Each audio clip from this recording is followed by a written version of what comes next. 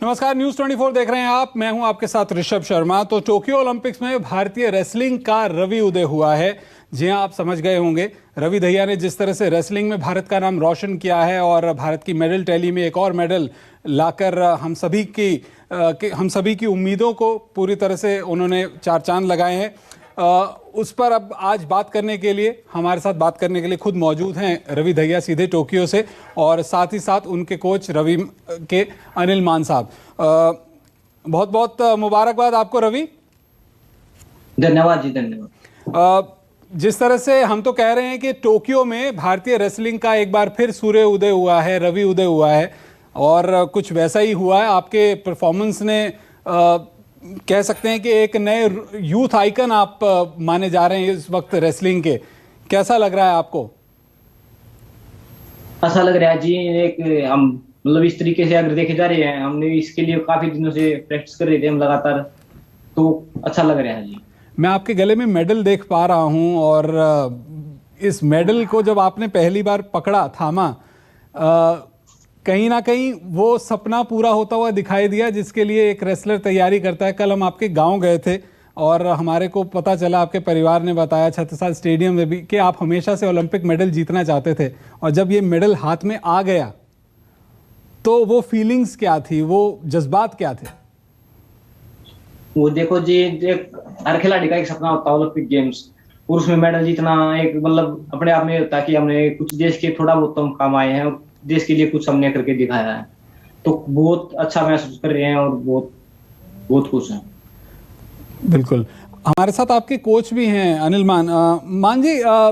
खिलाड़ी जो हैं अपने आप को ट्रेन करने के लिए कई तरह के त्याग करता है, सेक्रीफाइस करता है। हम सब जानते हैं कि कई महीनों से आप अपने घर नहीं गए, कभी देश में तो कभी विदेश में ट्रेनिंग कर रहे हैं। इंजरीज से खिलाड़ी जूझते हैं, अपने आप को परिवार से काट लेते हैं, और जब एक खिलाड़ी मेडल जीत जाता है तो उसके कोच के लिए इससे बड़ी कोई खुशी नहीं हो सकती।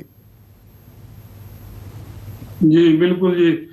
हमारे देखो जी, अब मेडल जीतने के बाद हमने जितना संघर्ष किया था, जितनी मेहनत करी थी, बहुत सारे प्लान बनाए थे रेसलिंग फेडरेशन के साथ मिलकर।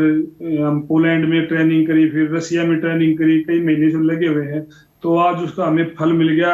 हमारे लिए इससे बड़ी खुशी की बात और कुछ नहीं हो सकती, और रवि ने वो आज कर दिखाया सभी देशवासियों की दुआओं से, तो हमें बहुत खुशी हो रही है कि हमारी मेहनत सफल रही। रवि, एक बात मैं पूछना चाहूंगा, कल जब जैसे आपकी बाउट खत्म हुई, हिंदुस्तान में तो जश्न मनाया गया, और उसके बाद में ये भी कहा गया कि अब जो है you are the next big thing for the Indian wrestling, अगला बड़ा नाम है आप, भारत के भविष्य है रेसलिंग के खेल में। लेकिन आपने अपनी तरफ से जो संदेश देशवासियों को दिया, उसमें आपने ये कहा कि आपको पूरी तरह से संतोष नहीं हुआ है, तो अब जो है गोल्ड मेडल की तैयारी है 3 साल बाद पेरिस ओलंपिक्स के लिए। जी देखो, बिल्कुल हम तो बिल्कुल इसी ओलंपिक्स में ये सोच के आए थे कि हमने गोल्ड मेडल जीतना है, पर शायद कुछ कमी रहेगी उसमें, और तो शायद आगे 3 साल बाद हम पूरी करेंगे। तो क्या आपको क्या लगता है, कहीं कुछ कसर ट्रेनिंग में तो नहीं रही है, तो हम बिल्कुल जानते हैं, लेकिन जैसा रेसलर के साथ में आपका ओपोनेंट हुआ, उसका अनुभव थोड़ा सा ज्यादा था? देखो जी, वो एक अच्छा खिलाड़ी है और 2-3 बार का वर्ल्ड चैंपियन भी है, तो हम ये कह सकते हैं वो थोड़ा हमसे बेटर था, इसलिए वो जीत गया। पर आगे हम और तैयारी करेंगे और कोशिश करेंगे कि हम उसको हरा के और गोल्ड मेडल जीतें। हमारी टीम जो है आपके घर गई थी, छत्रसाल स्टेडियम में भी गई थी, और वहाँ बहुत जश्न मनाया गया। पूरे गांव में जो है मिठाई बांटी गई, भोज दिया गया। हरियाणा सरकार ने आपके लिए जो है एक बहुत अच्छी प्राइज मनी, करीब 4 करोड़ रुपए का अनाउंसमेंट किया है, तो बहुत बहुत मुबारकबाद। खर्चा प्लान शुरू किया अभी तक? जी देखो, अभी कोई प्लान नहीं है, अभी तो घर जाके हर चीज एडजस्ट करनी है। काफी दिन हो गए देश से बाहर हैं, 2-2.5 महीने से, तो वहीं पे जाएंगे। पहले अपना जहाँ पे हम प्रैक्टिस करते हैं स्टेडियम छत्रसाल में, महाबली जो सतपाल गुरु जी हमारे, उनके पास जाएंगे, फिर वहाँ पे हम प्लान करेंगे आगे और हमें क्या करना है इसके लिए। आपकी माता जी से बात हुई तो वो कहती हैं कि मैं उनको 1 रुपया नहीं खर्चने दूंगी, पहले गोल्ड मेडल लेकर आएगा, उसके बाद 1 रुपया खर्चेगा इन पैसों में से। आपकी भी बात हुई होगी उनसे? कितनी खुश थे परिवार के लोग? हाँ भाई जी, अभी किसी से नहीं हुई मेरी बात, क्योंकि अभी टाइम तो रात को तो 1 बजे गया था जब हम आए थे, तो उसके बाद फिर सुबह भी लेट उठे, तो फिर अभी किसी बात नहीं हुई है मुझे।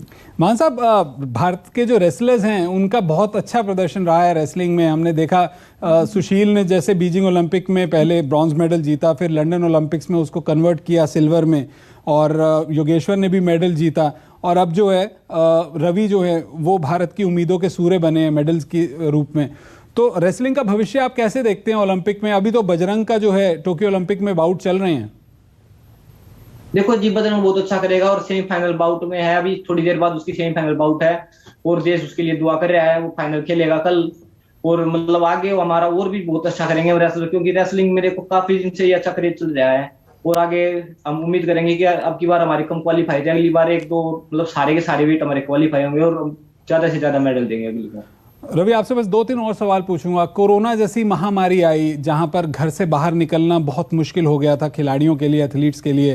अपनी फिटनेस ट्रेनिंग को आप किस तरह से लुक आफ्टर कर रहे थे? किस तरह से अपने आप को आपने मानसिक तौर पर इस बड़े कंपटीशन के लिए फोकस्ड रखा?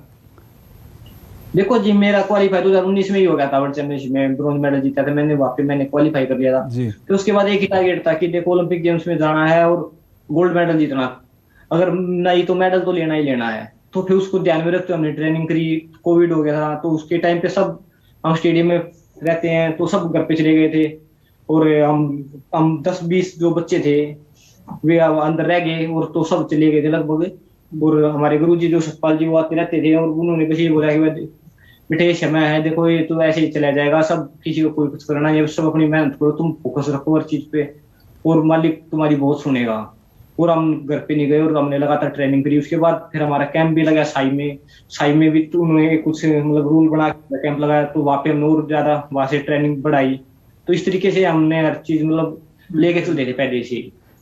मैं बहुत ज़्यादा नहीं जानता हूँ रेसलिंग के जो गुर होते हैं, लेकिन मुझे ऐसा लगता है कि आपने जैसी फाइट लड़ी, आप यकीनन जो है देश के नाम गोल्ड मेडल भविष्य में लेकर आएंगे, क्योंकि अब यहाँ से तो आपको सुधरना ही है और बेहतर होना है और विरोधियों को भी आप जज करेंगे। एक पर्सनल सवाल मैंने सभी मेडल विनर्स से पूछा, मीरा से भी पूछा, सिंधु से भी पूछा, लवलीना से भी पूछा, जो त्याग आप लोगों ने किए हैं खाने पीने में और तमाम दूसरी चीज़ों में, अब मेडल आया तो थोड़ा सा उसे ब्रेक देंगे क्या? घर पर जाकर क्या खाने का इरादा है? देखो जी, ज्यादा कुछ ब्रेक नहीं होगा, बस यही है कि हम तो बस अब अपने पहले तो यहाँ पे दिल्ली एयरपोर्ट पे जाएंगे, उसके बाद अपना स्टेडियम में, फिर घर पे तो शायद कई दिन बाद प्रोग्राम होगा, शायद कुछ उसमें जाएंगे।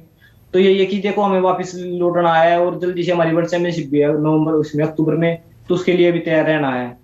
तो हम बस यही एक बार घर पे जाएंगे कुछ 1-2 दिन के लिए, फिर उसके बाद वापस आ जाएंगे हम। बस घर का खाना ही खाना और कुछ ज्यादा ये नहीं कि वो है अलग। कोच साहब, जश्न कैसे मनाया था टोक्यो में हिंदुस्तान की? मैं आपको बता सकता हूं, जैसे ही आप एयरपोर्ट से बाहर निकलेंगे आपको हजारों की संख्या में आपके सपोर्टर्स, फैंस दिखने वाले हैं। तैयारियां शुरू हो गई हैं आपके वेलकम की। टोक्यो में कैसे जश्न मनाया था? टोक्यो में भी जी, यहाँ पे जो ओलंपिक विलेज है सभी खिलाड़ियों ने खूब जश्न मनाया। जो ऑफिसर्स थे, अधिकारी वगैरह आए हुए थे, सभी ने बड़ी खुशियां मनाई और जो देश का लिए इतना बड़ा मेडल जीते हैं वो सब बहुत खुश हैं। प्रधानमंत्री मोदी से भी आपकी बात हुई रवि? उन्होंने आपके लिए ट्वीट भी किया। जी जी, हमसे बात करने के लिए बहुत बहुत शुक्रिया रवि, और हम पूरी उम्मीद करेंगे कि जैसा कि आप भी चाहते हैं, आपका जो ख्वाब है ओलंपिक के मंच पर गोल्ड मेडल जीतने का, वो आप ज़रूर हासिल करें। पेरिस ओलंपिक्स जो कि अब से सिर्फ 3 साल बाद खेले जाएंगे, उसके लिए आपकी ट्रेनिंग आगे भी जारी रहेगी और हम भी यही उम्मीद करते हैं कि वो ख्वाब आप ज़रूर मुकम्मल कर पाएंगे। हमसे बात करने के लिए बहुत बहुत शुक्रिया। नमस्कार, मैं हूं मानक गुप्ता। अगर आपको हमारा ये वीडियो पसंद आया हो तो इसे लाइक और शेयर जरूर करें, और हाँ, हमें सब्सक्राइब और फॉलो करना ना भूलें ताकि आप देश और दुनिया की कोई खबर मिस ना करें। तो जुड़े रहिए हमारे साथ और देखते रहिए न्यूज़ 24।